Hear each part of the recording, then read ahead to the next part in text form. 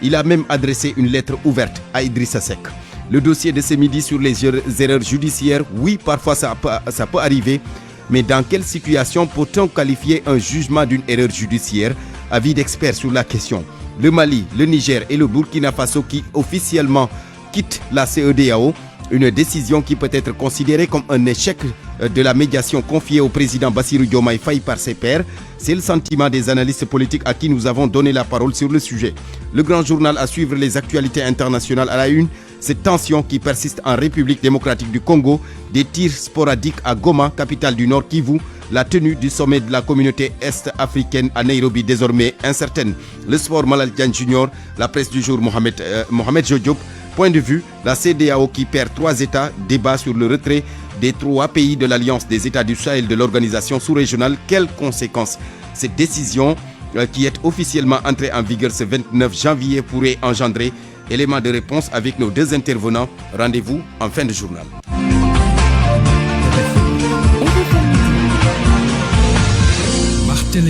Abdoulaye Diop est à la technique de ce journal. Bienvenue à tous.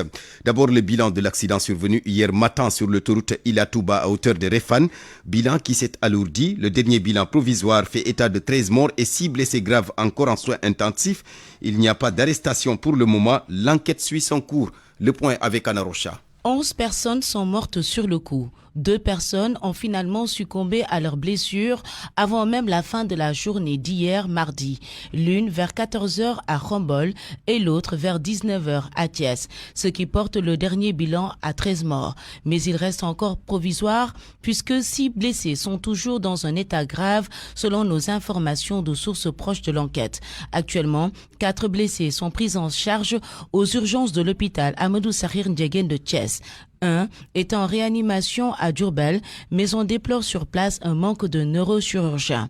On apprend aussi que ceux qui étaient à Bombay ont pu, eux, rentrer chez eux. Le conducteur du minibus qui a heurté le véhicule de transport stationné sur la bande d'arrêt d'urgence de l'autoroute fait aussi partie des blessés. Sur les 20 victimes de l'accident, les 19 passagers étaient dans le minibus. La 20e victime est l'apprenti du taxi bagage. Et puis notez que le lavage mortuaire et prières et autres sous le nigel du Khalif général des Mourides Serigne Mountakha Mbacké afin d'inhumer les victimes de cet accident donc au cimetière Bakhia de Touba. Nous y reviendrons tout à l'heure donc avant la fin de cette édition ou dans le journal de 13h qui vous sera présenté par Eladje Ndiogou Diène. Je vous l'annonçais, la migration irrégulière de ASP, des agents de sécurité de proximité arrêtés à Tambacounda.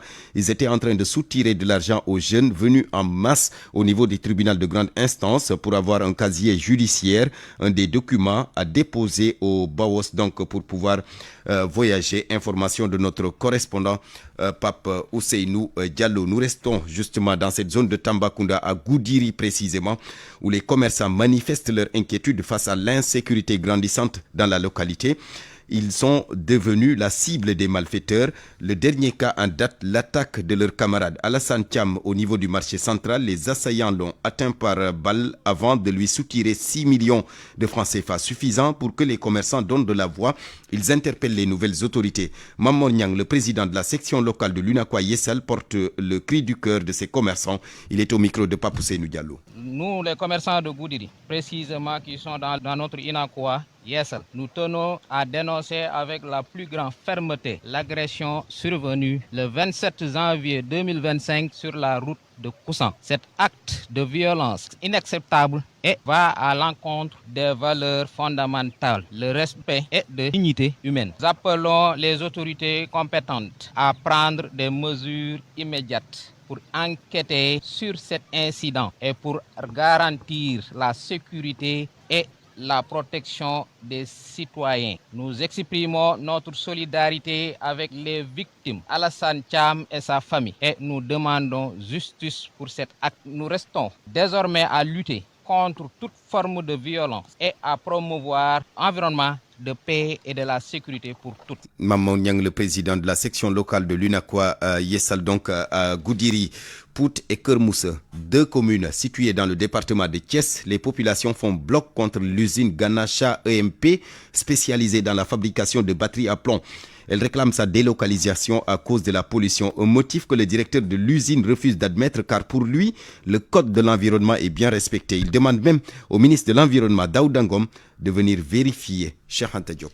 Depuis quelque temps, les populations de Niakhaté dans la commune de Kermousse sont sorties pour exiger la délocalisation de l'usine Ganesha, spécialisée dans la fabrication de batteries à plomb. Les responsables de l'usine ne portent pas de gants pour dénoncer cet acharnement. Selon Bala Sissoko, le responsable des travailleurs, il y a des gens tapis dans l'ombre qui sont derrière ces populations. Nous respectons les procédures du code de l'environnement. On est à plus de 500 mètres des populations. Eux, ils sont à plus de 1,2 km. Le village le plus près, c'est Ndiakhat. L'autre village de Palal est à plus de 2 km. Ils sont sortis dans la presse pour dénoncer des choses. Voilà même une lettre que j'ai reçue du ministère de l'Environnement. Ils nous reprochent de polluer leur environnement. Alors que ils sont près d'autres entreprises. C'est-à-dire qu'il y a une main invisible derrière eux. C'est nos concurrents parce que nous faisons la même chose. La préférence nationale tant chantée par les nouveaux gouvernants doit être appliquée pour ce cas. Les responsables de MP Industrie demandent aux autorités de mettre sur pied un cadre de concertation. Voilà, on attend le ministre sur ce point. Comme il l'a fait aux ICS, pourquoi pas le ministre vienne ici nous demander de créer un cadre de concertation avec les populations? Il y a du désespoir dans ce pays-là. Ils n'ont qu'à aider les Sénégalais qui faut investir leur argent. On a investi plus de 1 milliard ici. Et alors qu'on ne travaille pas. La société a fermé ses portes depuis plusieurs mois, renvoyant des centaines de pères de famille au chômage. RFM Thiès, Cheikh Anta Diop. Cheikh Anta Diop. Kowel, un village situé dans la commune de Médina Sabah. Là-bas, les habitants réclament le bitumage des routes qui desservent la nationale 1, mais aussi la construction d'infrastructures éducatives, entre autres. Ils interpellent à ce propos le nouveau régime. Le marabout Kowel Tcherno Mohamedou Ismaïla Dem a saisi l'occasion de la ziara annuelle du village pour dénoncer les dérives sur les réseaux sociaux avant d'appeler à plus de responsabilité. Le voici avec Fatumbo. Les principaux préoccupations du village de Kowel demeurent le problème de route non goudronnée, raison pour laquelle nous interpellons le président Bassirou Diomaye Faye et son premier ministre Ousmane Sonko, parce que c'est une vieille doléance. À cela s'ajoute le manque de CM dans cette localité. Les élèves sont contraints d'aller à Médina Sabah et autres localités pour étudier. Le village religieux de Kowel n'a pas d'emplacement adéquat pour pouvoir loger les autres en cas de ziara ou gamou. Les autorités doivent nous aider vraiment sur cette problématique. Cependant, je profite de l'occasion pour souligner les dérives sur les réseaux sociaux qui gangrènent actuellement notre société. Quand je parle à l'occasion de la ziara annuelle de Kowel, les gens pensent que je fais de la politique, alors que non, nous les religieux, nous ne faisons que prier pour nos autorités étatiques afin qu'elles puissent jouer pleinement leur rôle et dans la paix.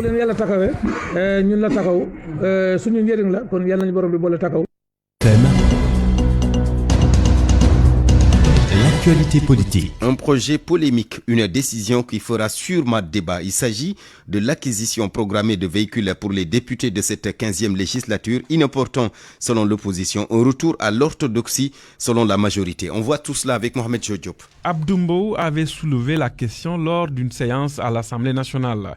Aujourd'hui, les faits lui donnent raison. Cependant, loin de se réjouir, il estime que cette opération est inopportune compte tenu de la situation économique difficile que traverse le pays. Le pays n'est pas dans une situation économique reluisante. Au moment où le président de la République lui-même a affirmé devant la nation sénégalaise que les marges de manœuvre financières sont quasi inexistantes, au moment où les jeunes sont dans un désespoir total, au moment où le Sénégal est pratiquement à l'arrêt. Économiquement, c'est difficile. Le premier vice-président de l'Assemblée nationale confirme le projet d'acquisition de véhicules.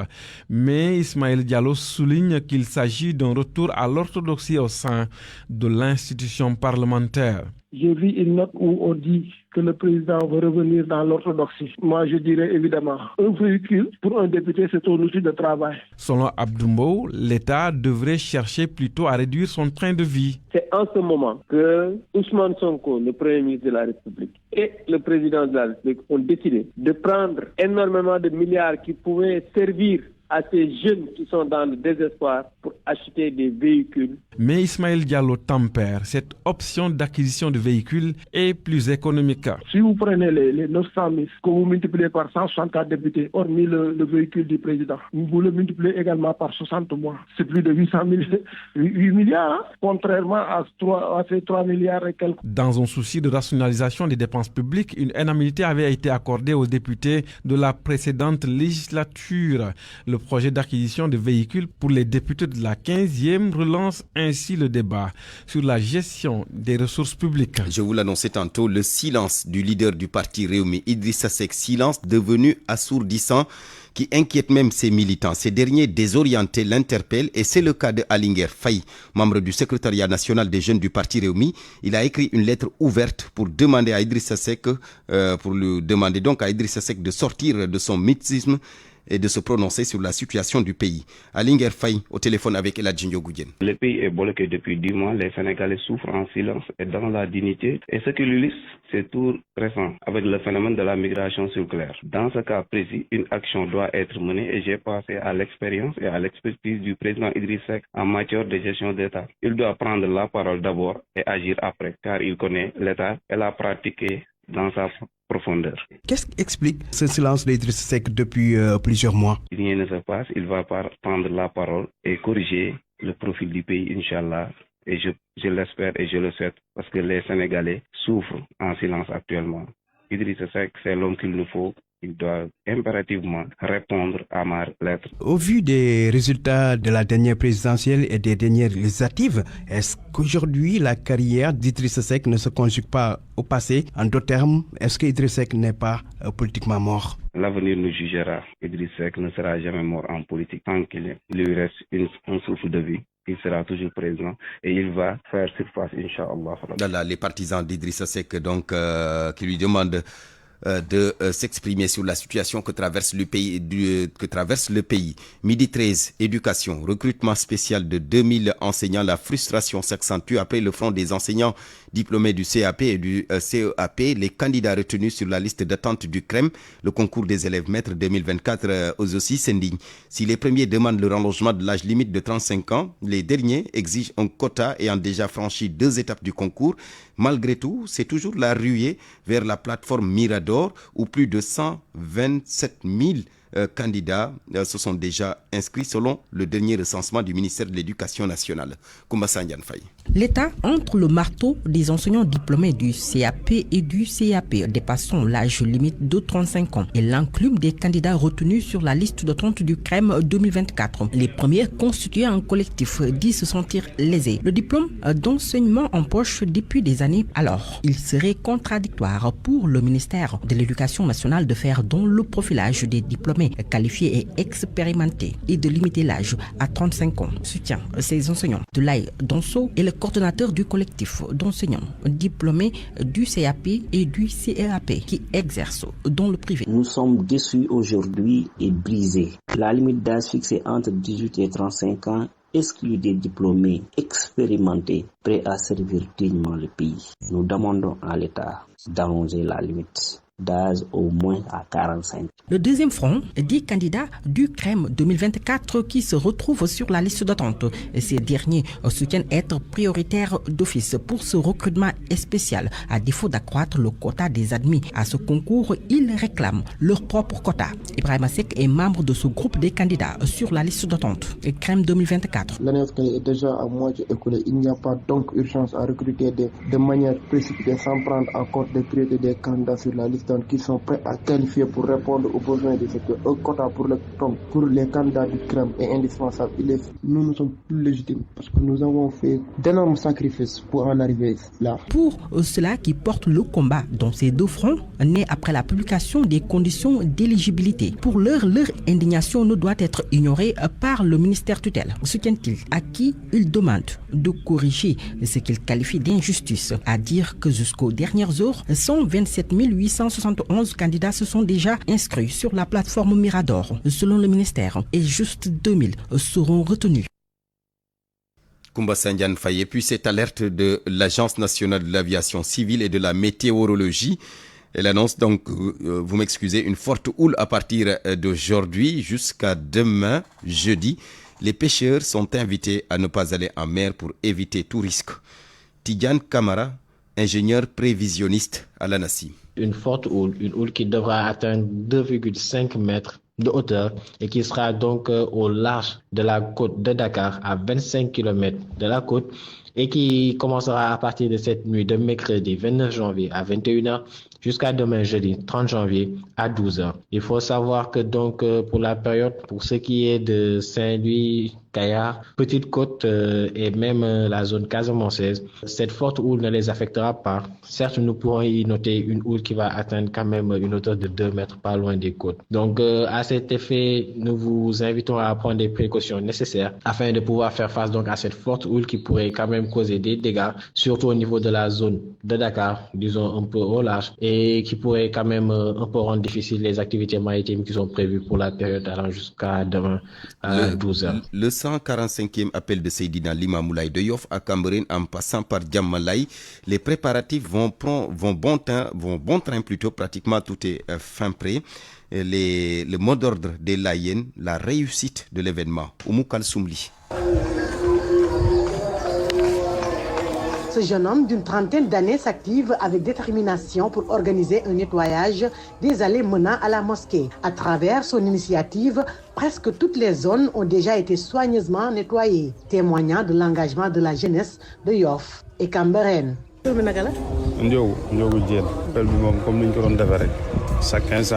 Comme vous le voyez, nous avons tout nettoyé. Nous sommes prêts à accueillir les fidèles Layènes. Vraiment, pour cette année, nous souhaitons passer un bon appel.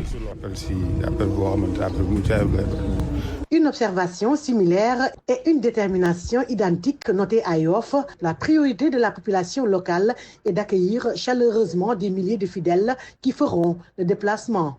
Yassay Lay. waaw ñu ngi ci préparation bi di xaar gan yi ñu ñëw moo tax ñu ne gan yi di nettoyer nii incha allah di ñaan ngeen egsi ci jàmm appel ci jàmm dégg fii loo xamante ne lii daf leen di jariñ fii ak yomal xiyaam ndax kenn du Seydina Limaamu waaw kenn du Seydina Limaamu ci ooteem bi mu oote ñun teguñu ko ne yow yaay yonanta bi moo taxaw ne moom mooy yonanta bi donc loolu la ñuy dëggal at mu jot rek nit ñi di gën a ñëw di gën a yokku at mu jot rek ñuy gën a gis rek di gën a gis ne Seydina Limaamu mooy ay xayru xalxilaay kon nag yéen itam vraiment ñu ngi leen di sant di leen gërëm. Devant sa maison familiale, peinte en blanc, Seynabou Laye Meng, résidente du quartier de Mengen, estime que tout est fait prêt pour le bon déroulement de l'appel. Pour l'appel de Seydina Limamou Laye, on a tout préparé, on a nettoyé nos bagages et tout pour accueillir les gens, pour qu'on puisse être sur des conditions confortables. Chaque année, la commémoration de l'appel de Seydina Limamou Laye rassemble des milliers de fidèles laïennes, tous vêtus de blanc, symbolisant la pureté et l'unité. Cet événement, célébré avec une grande ferveur religieuse, est marqué par des cérémonies et des prières, notamment à Yoff, Cambérène, Ngor. 48 heures donc pour répondre à l'appel de Seydina Limamou Laye, c'est demain jeudi et après-demain vendredi midi, bientôt 20 minutes. Je vous l'annonçais en titre, le Mali, le Niger et le Burkina Faso qui quittent officiellement la communauté économique des États de l'Afrique de l'Ouest, la CEDEAO, une décision qui peut être considérée comme un échec de la médiation confiée au président Bassirou Diomaye Faye par ses pairs. C'est du moins le sentiment des analystes politiques à qui nous avons donné la parole. Ils soutiennent que cet échec pourrait être mis dans le compte d'un contexte qui était défavorable pour trouver un accord. Seydou Nourouba.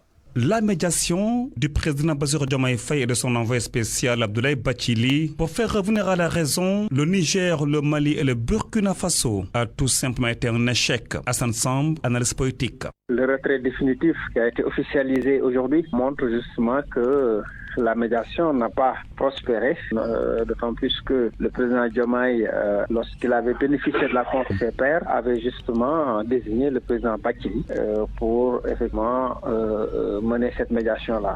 Ce qui est sûr, c'est qu'il y a un échec. Maintenant, il y a une période de transition.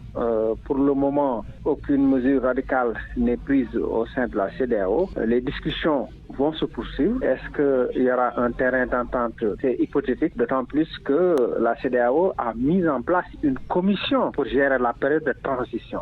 Dr Demba Gueye, un politique, maître de conférence à l'Université de Dakar, estime que le président Diomaye Faye a été choisi au mauvais moment. Il n'a pas réussi à le faire pour plusieurs raisons.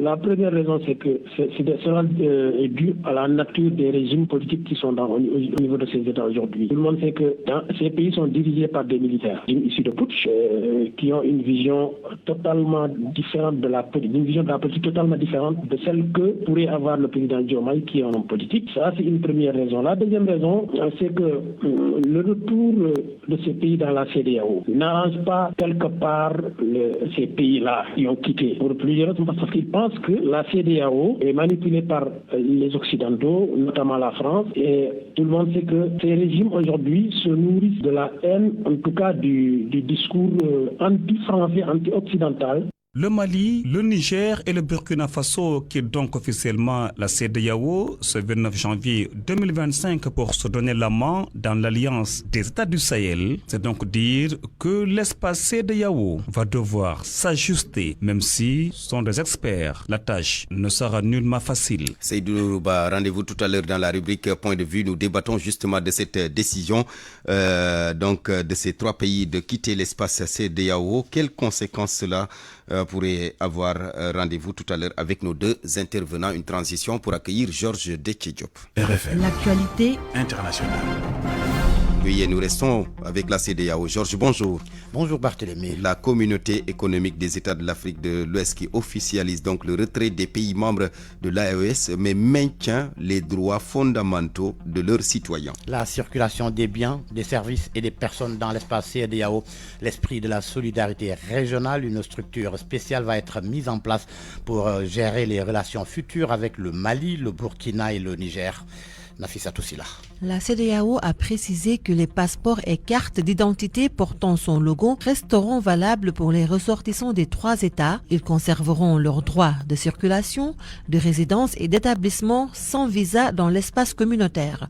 Parallèlement, la Confédération des États du Sahel, qui a annoncé la mise en circulation de ces passeports biométriques, confirme que les documents de voyage estampillés CEDEAO restent valables jusqu'à leur date d'expiration.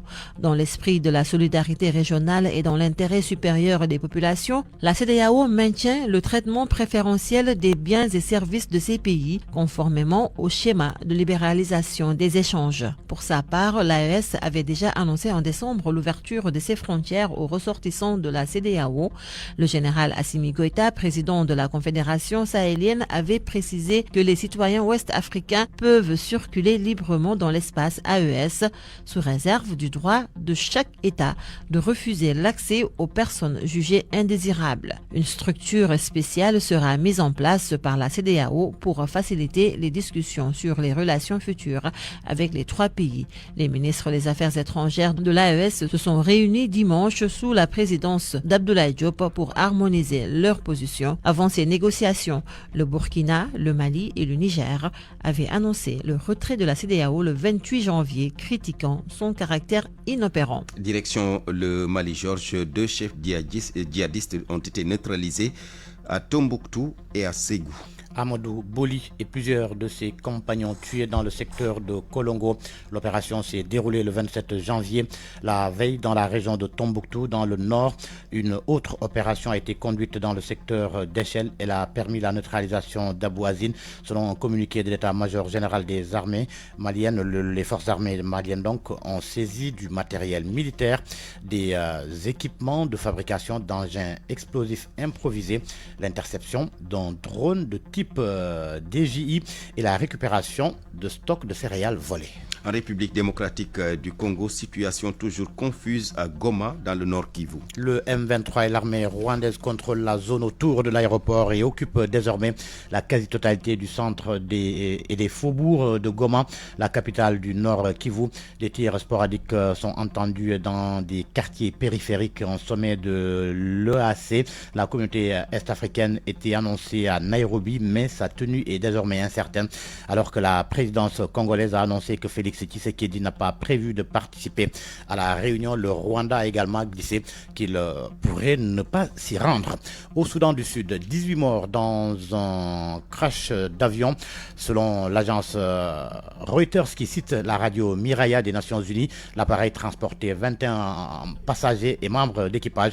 L'avion décollait d'un champ pétrolier dans l'état du Nord lorsqu'il s'est écrasé.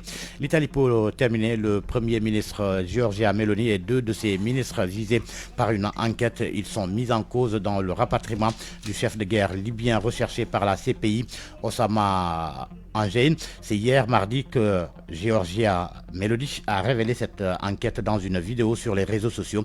Elle a précisé que les ministres de la Justice, de l'Intérieur et un sous-secrétaire sont également visés. Merci beaucoup Georges Déthié-Diop. Parole aux auditeurs. L'actualité, qu'en pensez-vous? Moi, je pense que vous devrez. Réagissez dans nos éditions d'information sur l'actualité. Bonjour. Du lundi au vendredi, vous avez la parole sur RFM. Point de vue, la CEDEAO qui perd 3 États débat sur le retrait des 3 pays de l'Alliance des États du Sahel de l'organisation sous-régionale. Quelles conséquences cette décision qui est officiellement entrée en vigueur ce 29 janvier pourrait engendrer? Élément de réponse avec nos 2 intervenants tout à l'heure. Nous serons avec le docteur Moustapha Diouf, spécialiste de la CEDEAO et auteur du livre CEDEAO entre interétatisme et supranationalité, et René Massiga Diouf, docteur en sciences politiques, spécialiste des relations internationales. RFM Sport. Bienvenue Malal Diagne Junior. Merci Barthélémy. Préparatifs de la Coupe d'Afrique au Maroc, les Lions seront dans les meilleures conditions. Pour la préparation de cette compétition africaine, mais également pour la participation des assurances du président de la Fédération sénégalaise de football, Maître Augustin Senghor. Depuis plusieurs années, nous avons fini de mettre en place un dispositif qui a globalement toujours bien fonctionné. Je pense qu'en Afrique, tout le monde reconnaît que le Sénégal maîtrise bien l'environnement de la haute performance. Son équipe est toujours mise et par la fédération et aussi, bien entendu, par l'État du Sénégal dans d'excellentes conditions de performance, de sorte que les joueurs sont toujours dans des conditions optimales qui leur permettent d'être focalisés uniquement sur la performance dans le terrain. Et il en sera de même pour cette compétition. Nous avons plusieurs mois devant nous et nous pensons qu'avec la tutelle, nous organiserons peut-être plusieurs visites. On sait que notre camp de base sera à Tanger avec des garanties de sérénité et de calme pour pouvoir travailler. Et nous viendrons faire les repérages. Nous travaillerons aussi avec le nouveau coach pour mettre en place un planning de préparation qui nous permette d'arriver à cette CAN de fin d'année avec une équipe parmi les mieux préparées et prête à la compétition. Notre chance aussi, c'est d'avoir un groupe qui est très très expérimenté avec aussi des jeunes de qualité. Le football avec la mise à jour du calendrier pour le compte de la 11e journée cet après-midi à 16h30 au stade municipal de Yoff. L'équipe du Jaraaf de Dakar reçoit le Casa Sport. Malal Diagne Junior, jour de qualification pour plusieurs équipes en Ligue des Champions ce soir. Ce soir donc à partir de 20h, dernière journée pour cette phase de groupe de la Ligue des Champions. Cheikh Tidiane Diagne revient sur les affiches phares. Il est déjà acquis que 9 clubs, Bologne, Étoile Rouge Belgrade, Gérone, Leipzig, Salzbourg, Bratislava, le Spartak Prague, Songras et les Young Boys de Berne sont éliminés. L'équation est simple. Par contre, pour Manchester City, 25e et premier non qualifié, le club anglais doit l'emporter face au club russe ce soir pour se hisser parmi les barragistes. Tout autre résultat éliminera le vainqueur de l'édition 2023. Sauf surprise, Arsenal et Inter Milan, 16 points chacun, rejoindront Liverpool et le FC Barcelone en 8e de finale. C'est un peu plus disputé par contre derrière. On peut remarquer que le Bayer Leverkusen et Aston Villa ont toutes leurs chances, comme les clubs français que sont Monaco, Lille et Brest. Le PSV Eindhoven, le club Bruges, Benfica Lisbonne, le Paris Saint-Germain et le Real Madrid n'ont besoin que de matchs nuls pour assurer leur place en barrage. Si les 2 premières places de chaque groupe sont connues, l'ordre final aura son importance car derrière, les 8 qualifiés directs pour les 8e de finale, les 3e et 4e joueront des matchs de barrage contre une équipe classée entre la 17e et la 24e place. L'objectif est donc d'assurer sa place dans le top 16 pour s'éviter un tour supplémentaire potentiellement piégeux. Voilà Barthélémy, c'est tout pour le sport. Merci Malal, 12h30. RFM, l'info c'est ici. L'info c'est ici. Le dossier de ce midi, des affaires judiciaires qui défraient la chronique ces derniers jours, certainement, ou certaines concernent des cas de viol En l'occurrence, l'affaire du volontaire de la Croix-Rouge qui a bénéficié finalement d'une relaxe pure et simple après près de 4 années en détention. Erreur judiciaire ou pas, on en parle donc dans ce midi avec des spécialistes qui nous expliquent dans quelle situation peut-on qualifier un jugement d'une erreur judiciaire. Nafissa Toussila. Une détention faite à tort est parfois très longue. De nombreux justiciables en ont été victimes et on parle d'erreur judiciaire. Elle peut se manifester de plusieurs façons, explique Maître Baba Diop, avocat à la Cour. Ils ont de plusieurs façons parce que le juge peut être amené à se tromper parce que il y a un élément de preuve qui n'a pu être rapporté au niveau de l'instruction du dossier et qui l'a conduit à donner sa décision par erreur, ou bien lorsque les faits sont tout simplement tronqués et à partir de ce moment, cela peut amener un mauvais jugement. Une erreur de fait commise par une juridiction sur l'existence ou non de l'infraction qui souvent sape la crédibilité de l'institution, car la justice a toujours le dernier mot, nous dit Denis Ndour, vice-président de la Ligue sénégalaise des droits de l'homme. Je pense qu'avant de condamner quelqu'un, c'est extrêmement important que ce qu'on appelle l'intime conviction du juge soit vraiment une vision éclairée pour que les parties puissent se rendre compte que cela a été une justice équitable. Et pour cela, évidemment, c'est l'assurance de droit de défense, mais également c'est s'assurer qu'une bonne investigation a été mise en place. Et le problème vient de l'orgueil, de se croire infaillible. Pourtant, la justice n'est pas infaillible. Ce sont des humains qui prennent les décisions. Et ces humains-là, ils peuvent faire des erreurs. Et pour lui, le tribunal peut être induit en erreur dans certains cas. De condamnation basé sur des faux témoignages selon certaines personnes. Moi, je suis allé dans un procès où, quand le juge a pris sa décision, à la sortie, la partie civile dans la rue se battait avec celui qui a accusé, donc pour dire qu'il n'était pas satisfait de la décision du juge. Cependant, en cas d'erreur judiciaire, des palliatifs existent. Maître Baba Diop. Les voies de recours qui sont aménagées à la suite d'une erreur, ces voies de recours permettent quand même de rectifier l'erreur. Si cela a été rendu dans le cadre d'une décision définitive,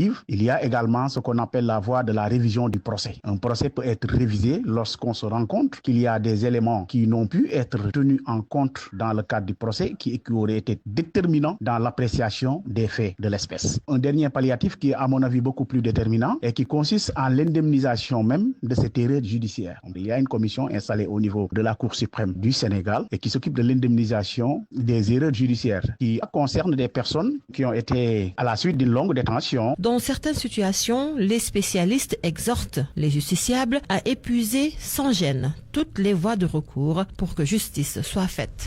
RFM, la presse du jour. La presse de ce mercredi. Lecture commentaire, Mohamed Jodiop, bonjour. Bonjour. L'hécatombe continue. Sud Quotidien revient sur le bilan de l'accident mortel sur l'autoroute Ila Touba survenu ce mardi matin. 11 morts ont été dénombrés sur le coup ainsi que 9 blessés dont 8 dans un état grave. Vox Populi évoque un minibus ayant percuté un véhicule en panne et annonce un bilan plus lourd faisant état de 12 morts sur le coup et 8 blessés. Le bilan de cet accident varie d'un quotidien à l'autre. L'As comme Sud Quotidien recense un total de 11 morts dans cette violente collision entre un bus et un minicar à Bambey. Autre actualité, cette déclaration de Moustapha Diakhaté, je ne me tairai jamais. Les Échos relaient la conférence de presse de celui qui vient tout juste de sortir de prison. Il affirme, je n'ai pas peur de retourner en prison dès demain matin. Des propos qui poussent mes confrères à conclure que Moustapha Diakhaté défie encore une fois le régime. Dans le quotidien, on retrouve également des extraits de son premier point de presse après sa libération. L'ancien député y assène ses vérités et met en garde ses adversaires, qu'ils se préparent car je ne vais pas me taire. Migration circulaire, un afflux massif de candidats. Au deuxième jour des dépôts de dossiers pour la migration circulaire, l'engouement ne faiblit pas. Le Soleil nous informe que pour la seule journée de lundi, plus de 10 000 dossiers ont été déposés, dont 5 000 rien qu'à Dakar. Face à cet engouement, Tribune constate pour le regretter que l'espoir de la jeunesse s'effondre. Le ministre Mabouba Diagne est aussi très peiné. D'ailleurs, il invite le gouvernement du Sénégal à se mettre très vite au travail. Scandale des boulettes pour finir. Un business mortel. L'observateur revient sur les récits glaçants de victimes de ce trafic dangereux.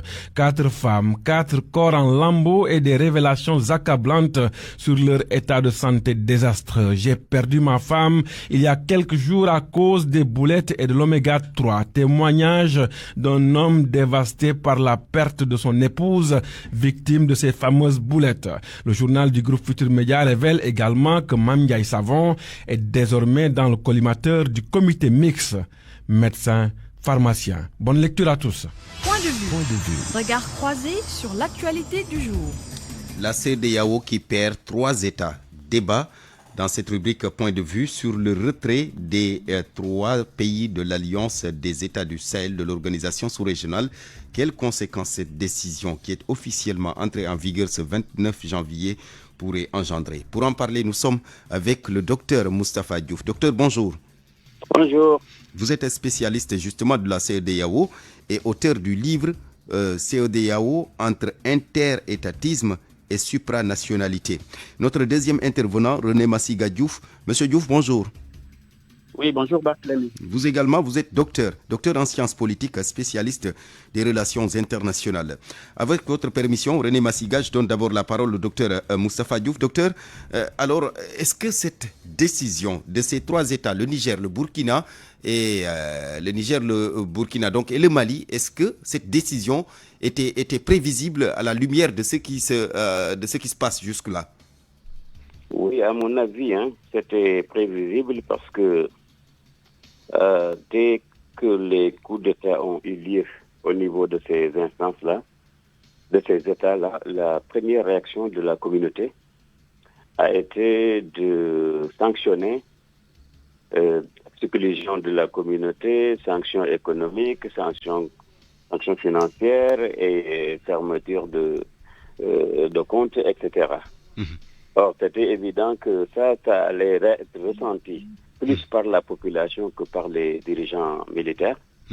Et que donc, c'était naturellement qu'on devrait imaginer qu'ils vont se cabrer et résister à leur manière. Donc, c'était, à mon avis, vraiment prévisible.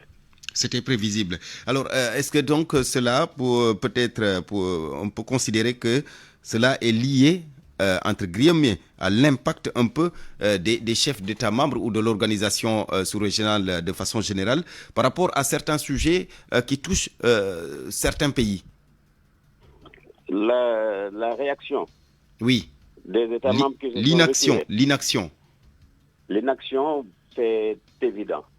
Parce que qu'est-ce qu'ils ont dit à la base, les États qui se sont retirés, que la CEDEAO n'a pas été visible quand le problème crucial de la sécurité de leur pays, surtout au niveau des zones nord,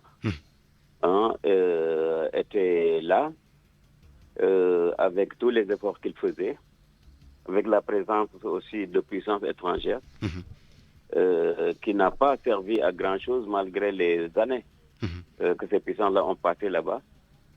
Ils ont reproché donc à la CEDEAO d'être inactive.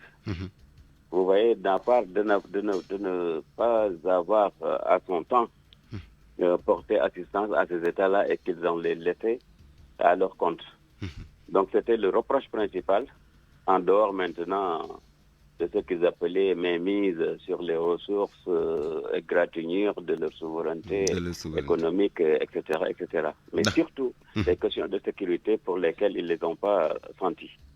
D'accord, je reviens à vous tout à l'heure, docteur. René Massiga Diouf, les 3 pays en question ont mis en place l'alliance des États du Sahel. C'est vrai que la CEDEAO, dans un communiqué qui nous est parvenu ce matin, demande aux États membres de permettre aux citoyens des pays concernés de continuer à jouir jusqu'à nouvel ordre du droit de circulation, de résidence ou d'établissement sans visa, conformément au protocole de la CEDEAO en la matière.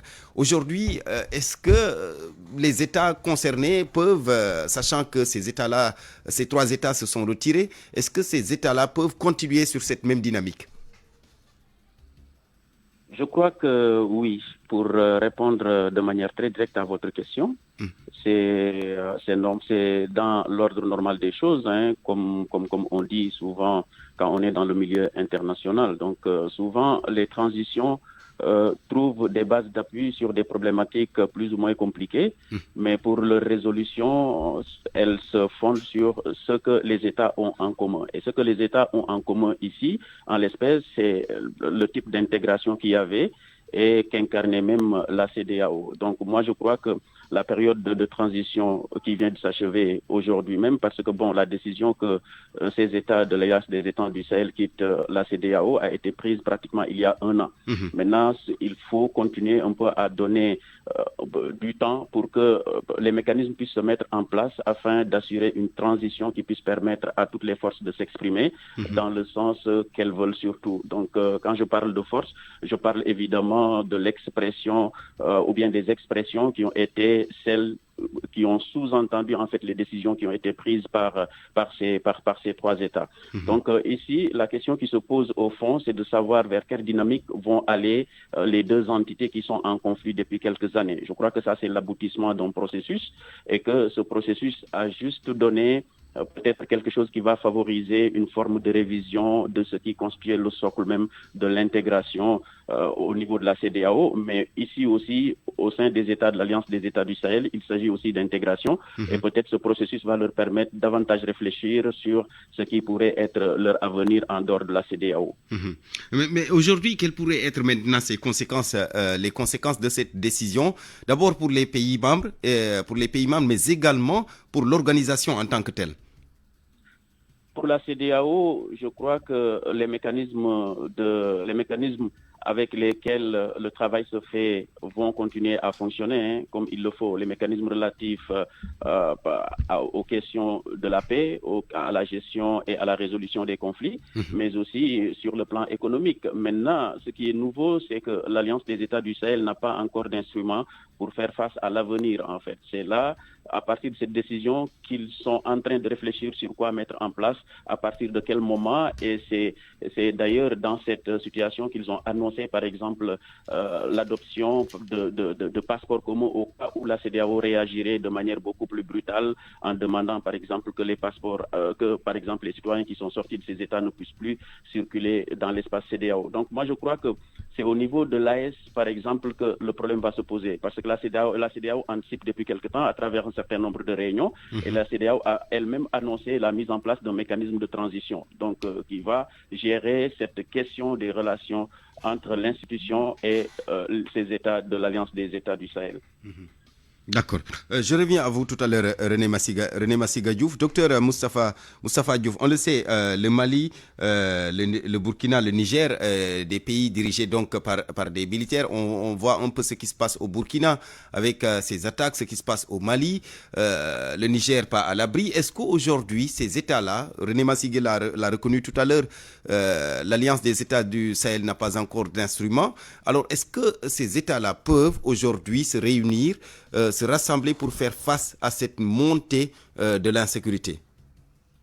Oui, je pense bien, parce que déjà, après avoir annoncé que cette alliance-là, ils vont la transformer en confédération, c'est pour se doter quelque part de moyens juridiques qui leur permettent d'agir.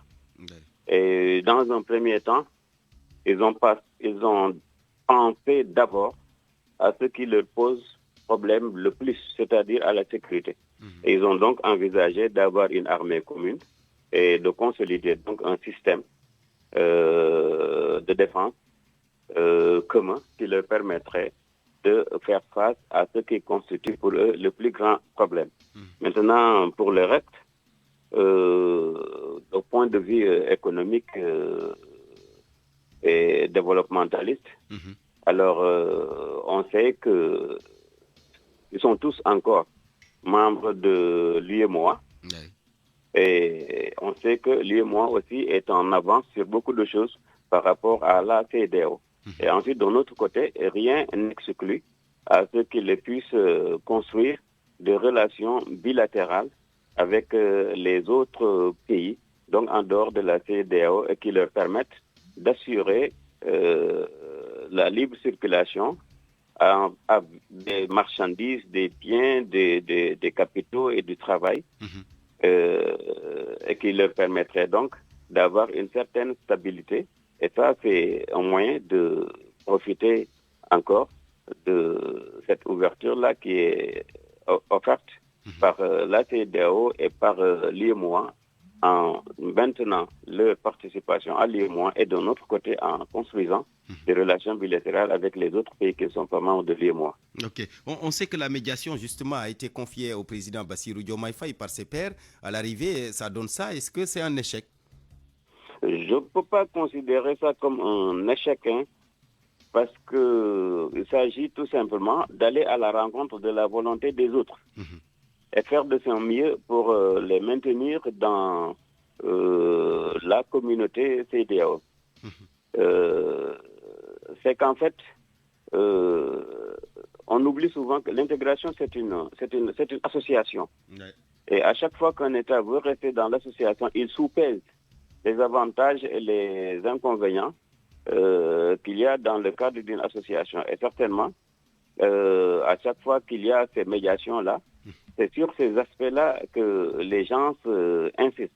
Mais rien n'exclut que ces démarches-là de médiation et de conciliation continuent, parce que, à mon avis, il y a un terrain qui n'est pas encore exploité. C'est ce qu'on appelle en processus d'intégration la coopération accélérée, qui permet à des États qui ne sont pas d'accord avec tout de rester dans l'organisation d'intégration, mais en construisant entre eux quelque chose qui leur permet d'aller un peu plus fort et un peu plus solidement. Il ne faut pas qu'on oublie qu'à l'intérieur de la CEDEAO, il y a déjà l'UEMOA, qui a un processus plus avancé que celui de la CEDEAO, qui n'empêche pas d'être dans la CEDEAO. Il y a l'Union du fleuve Mano et plusieurs organisations d'intégration sectorielle. Ce qui fait que donc la médiation peut continuer dans le sens de faire revenir l'Alliance des États du Sahel au sein de la CEDEAO en leur ouvrant la possibilité, de par le système de coopération renforcé, de renforcer entre eux-mêmes, d'aller plus loin entre eux-mêmes sur ce qu'on appelle la défense, ce qui ne les permettrait pas de rester au sein de la communauté. Merci beaucoup, docteur Moustapha Diouf. On vous retrouve dans le journal de 13h. René Massiga Diouf, je termine avec vous. Pourquoi, selon vous, la CEDEAO peine à se forger une image aux yeux surtout des peuples de cette organisation? On sait qu'il y a 3 pays déjà qui claquent la porte. Est-ce que d'autres pays ne vont pas suivre aussi? Je crois que la CEDEAO a été un outil précieux d'intégration. Il faut remonter déjà au contexte qu'il a vu naître. À l'époque, je crois que pratiquement les pays allaient chacun de son côté pour résoudre certaines questions, surtout les questions politiques. Il faut surtout se rappeler que la CEDEAO est née parce qu'il y avait un besoin d'intégration, notamment sur le plan économique. C'est pour ça que le pays qui est considéré aujourd'hui comme pouvant rejoindre l'AES a été pratiquement l'un des premiers pays à manifester le désir, en tout cas à parler de la naissance d'une institution comme la CEDEAO au sein de ses pairs. Je crois qu'il a été parmi les fondateurs de la CEDEAO, à savoir Eyadema. Donc, pour répondre rapidement à votre question, évidemment, il y a une volonté du Togo, il faut le dire de manière directe, quand même, ça a été exprimé par des voix officielles, il faut le dire d'une manière directe, que le Togo manifeste la volonté quand même d'intégrer les pays de l'Alliance des États du Sahel. Mais c'est un appel du pied qui peut aussi en fait cacher d'autres intérêts. Parce qu'au fond, quand on est dans un cadre d'un conflit comme ça, les États cherchent d'abord à satisfaire leurs besoins immédiats en termes d'intérêt. Et on voit que, par exemple, si on prend juste un seul exemple, l'Alliance des États du Sahel n'a pas accès à la côte, en fait, alors que le Togo dispose, en fait, d'une voie qui puisse leur permettre de satisfaire leurs besoins dans ce domaine-là. Donc, ça peut être considéré comme un appel du pied. Il ne faut pas exclure le fait qu'il y ait des similarités entre les États de l'AES aussi et le Togo depuis longtemps. Donc, ça a été l'une des faiblesses principales de la CEDEAO. Entre 2010 et 2020, pratiquement les frictions sont nées. Et les frictions sont nées du fait, par exemple, que la CEDEAO n'a pas pu résoudre ce problème fondamental. D'une part, d'avoir des chefs d'État qui sont élus démocratiquement, et qui peuvent prendre valablement des décisions au nom de leur peuple, et de l'autre, des chefs d'État qui sont arrivés au pouvoir par la force des armes et qui s'y sont maintenus pratiquement par le même procédé. Et donc, c'est ça qui fait que la CEDEAO avait du mal à avoir de la voix aux yeux des populations. Ouais. Donc, la CEDEAO devait-elle rester les bras croisés par rapport à cette crise entre 2010 et 2020? Il est évident, à mon humble avis, que non. La CEDEAO devait retrouver dans ses textes, surtout législatifs, les moyens d'agir. Maintenant, l'action de la CEDEAO s'est fondée vraiment sur des textes qui existent à travers un certain nombre de protocoles, dont le protocole additionnel de 1999 qui a été adopté ici au Sénégal. Donc le protocole additionnel sur la bonne gouvernance et la démocratie en quelque sorte. Donc moi je crois que le reproche qu'on peut faire à la CEDEAO, c'est de n'avoir pas su anticiper. Anticiper quoi? Des mutations politiques qui ont abouti au fait, par exemple, qu'il y ait des chefs d'État qui sont élus démocratiquement, mais qui ont voulu s'y maintenir, en fait, de manière antidémocratique. Des chefs d'État qui s'éternisent au pouvoir. Tout à fait, qui ont des chefs d'État qui ont procédé à des manipulations constitutionnelles pour pouvoir rester au pouvoir. Voilà, malheureusement, René Massiga Diouf qui nous quitte brusquement. Docteur en sciences politiques. De toute façon, vous allez poursuivre le débat tout à l'heure dans le journal en Wolof avec Eladji Ndiogou Diène. René Massiga Diouf, docteur en sciences politiques, spécialiste des relations internationales, et docteur Moustapha Diouf, spécialiste de la CEDEAO et auteur du livre CEDEAO entre interétatisme et supranationalité. Merci à tous les deux. On vous retrouve dans le journal de 13h qui vous sera présenté par Eladji Ndiogou Diène. Mesdames, messieurs, merci. C'était le midi, présenté par Barthélémy Ngom, mise en onde Abdoulaye Diop, réalisation Eladji Ndiogou. Il sera là dans moins de 8 minutes. Chef d'édition Awa Mbaye. Bonne suite de programme sur la radio Futur Média.